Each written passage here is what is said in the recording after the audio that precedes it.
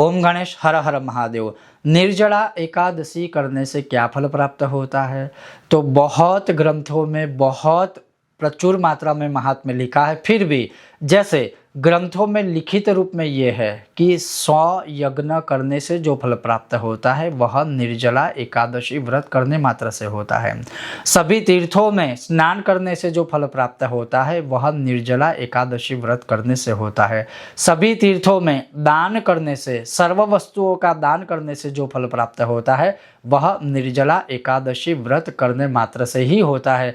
सभी तिथियों का अर्थात जितनी भी एकादशियाँ पूरे वर्ष में आती है उन सभी एकादशियों का करने का जो फल है वह केवल और केवल एकमात्र यह निर्जला एकादशी व्रत करने से ही प्राप्त हो जाता है। और यह कथन वेद व्यास जी का भीम को श्रवण करवाने वाला यह कथन है और यह वचन भी है। तो निर्जला एकादशी का व्रत अवश्य करना चाहिए।